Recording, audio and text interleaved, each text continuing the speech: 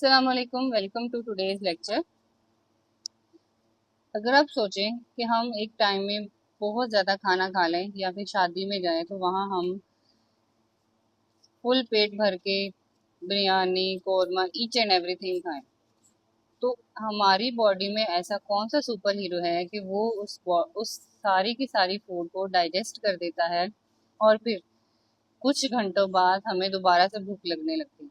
Even कि इतना सारा खाना खाने में हमारी बॉडी को इस सुपर हीरो के बगैर पूरे के पूरे काफी सारे साल लग गए, लेकिन ये सुपर हीरो क्या करता है कि हमारी बॉडी में उसी फूड को मिनटों में डाइजेस्ट कर देता है। तो उस सुपर हीरो का नाम है एंजाइम्स।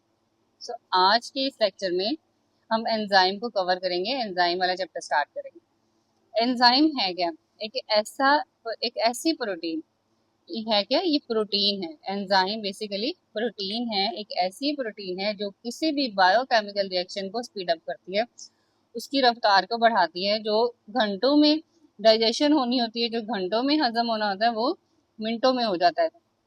जो एंजाइम एक ऐसा रिमार्केबल प्रोटीन है, एक ऐसी प्रोटीन है जो कि किसी भी बायोकेमिकल रिएक्शन को स्पीड अप करती है। और ये बायोकेमिकल रिएक्शंस कौन से होते हैं? सो बायोकेमिकल रिएक्शन ऐसे रिएक्शन होते हैं जो कि लिविंग के अंदर पाए जाते हैं। ठीक है, जैसे कि कार्बोहाइड्रेट बायोमोलिक्यूल है।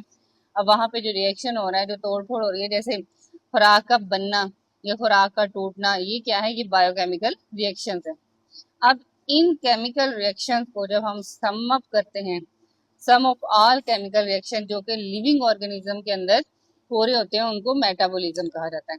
सो मेटाबॉलिज्म क्या है? एक ऐसा सारे के सारे रिएक्शन जो कि लिविंग ऑर्गेनिज्म के अंदर पाए जाएं और जिंदगी को बरकरार रखने के लिए वो सारे के सारे रिएक्शंस हो रहे हैं, वो आपके पास क्या कहलाते हैं?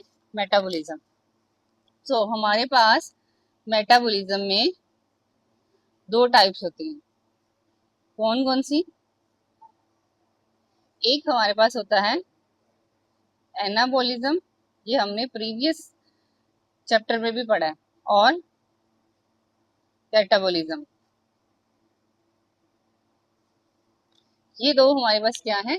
मेटाबॉलिज्म की टाइप्स हैं। सबसे पहले एनाबॉलिज्म कवर करते हैं। एना एना का मतलब होता है फॉर्मेशन।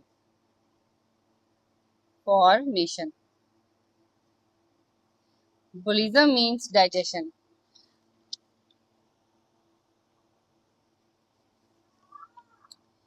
एना का मतलब क्या होता है? एना मीन्स फॉर्मेशन।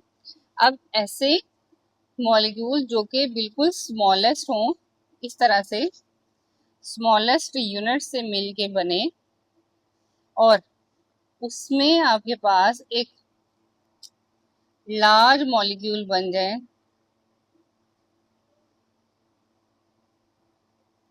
इस तरह से, तो ये आपके पास क्या होगी? एनाबॉलिज्म। फॉर एग्जाम्पल जैसे फोटोसिंथेसिस है। फोटोसिंथेसिस के प्रोसेस में क्या होता है? फोटोसिंथेसिस के प्रोसेस में होता ये है कि स्मॉलर यूनिट मिलते हैं, carbon dioxide, water, in the presence of sunlight, क्या होते हैं? एनर्जी को यूटिलाइज करते हुए, यूटिलाइजेशन ऑफ एनर्जी को यूटिलाइज करते हुए ये क्या करते हैं? ग्लूकोज बनाते हैं। तो वो जो ग्लूकोज का बनना है, वो आपके पास क्या है? एनाबॉलिज्म। और फिर वही ग्लूकोज टूटता है, टूट के क्या देता है? एनर्जी देता है। वो हमारे पास क्या हो जाएगा? कैटाबॉलिज्म। सो एनाबॉलिज्म को अगर आप देखें तो एनाबॉलिज्म में complex molecule build up, complex molecule, complex का मतलब क्या होता है? पेचीदा। ऐसे मॉलिक्यूल बनाते हैं जो कि सिंपलर वन से बनते हैं। जैसे मैंने आपको एग्जांपल दी कि छोटे छोटे यूनिट मिलते हैं और लार्ज मॉलिक्यूल बनाते हैं with the utilisation of energy. ये आपके पास क्या कहलाता है? एनाबॉलिज्म। फॉर एग्जाम्पल इसमें एनर्जी कंज्यूम होती है, इसमें एनर्जी लगती है, इसको एनर्जी देनी पड़ती है। फोटोसिंथेसिस जैसा कि कार्बन डाइऑक्साइड और वाटर मिलते हैं और क्या बनाते हैं? ग्लूकोज बनाते हैं with the presence of sunlight, using of sunlight. और इसमें oxygen as a by product हमें मिलता है। प्रोटीन सिंथेसिस, जैसे प्रोटीन को बनाना होता है, तो प्रोटीन सिंथेसिस कैसे बनती है? प्रोटीन सिंथेसिस हमने कहा कि अमाइनो एसिड जो हैं वो यूनिट उसके मिलते हैं और स्पेसिफिक प्रोटीन बना रहे होते हैं, specific sequence of amino acid. तो ये आपके पास क्या कहलाती है, प्रोटीन सिंथेसिस। इसी तरह से हमारे पास क्या आ जाता है, कैटाबोलिज्म।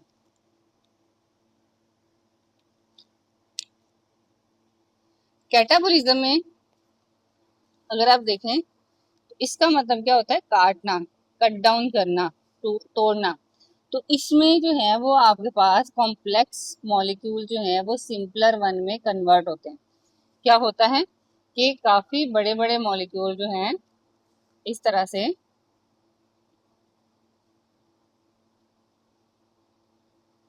वो क्या करते हैं, वो टूटते हैं और किस में कन्वर्ट होते हैं, स्मॉलर यूनिट्स में कन्वर्ट होते हैं, और इससे हमें क्या मिलती है, एनर्जी भी मिलती है।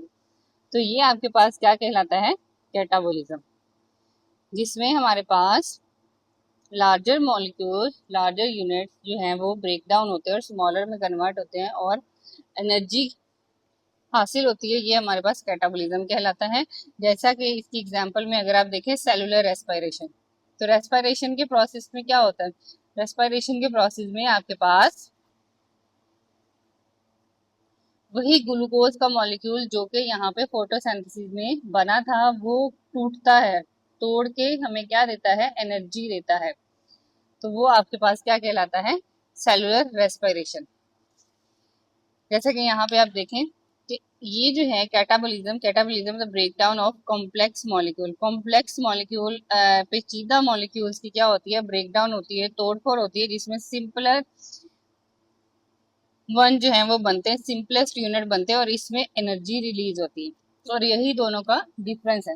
और इस प्रोसेस को हम क्या कहते हैं, कैटाबोलिज्म। और कैटाबोलिज्म के प्रोसेस में एग्जांपल आपके पास आ जाएगी सेलुलर रेस्पिरेशन की, जिसमें ग्लूकोज का मॉलिक्यूल ब्रेकडाउन होता है और एनर्जी मिलती है।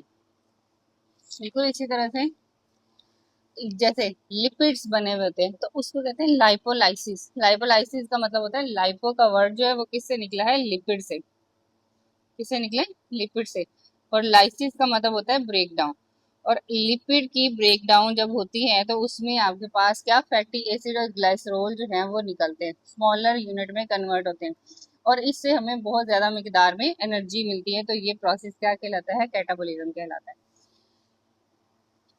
फिर हमारे पास एक साइड बॉक्स है कि जो ह्यूमिंग बर्ड्स हैं, गुनगुनाने वाले बर्ड हैं या फड़फड़ाने वाले जो बर्ड हैं, उस उनको इतनी ज्यादा अमाउंट में एनर्जी क्यों चाहिए होती है, इनको इतनी ज्यादा एनर्जी क्यों रिक्वायर्ड होती है ह्यूमिंग बर्ड्स को। सो ह्यूमिंग बर्ड्स को का मेटाबॉलिक रेट हाईएस्ट इसलिए होता है क्योंकि इन्होंने 80 बार अपने परों को फड़फड़ाना होता है और इसके अलावा 120 या 1200 टाइम्स जो है, 1200 टाइम्स इन्होंने अपने हार्ट को बीट करना होता है विद इन सेकेंड।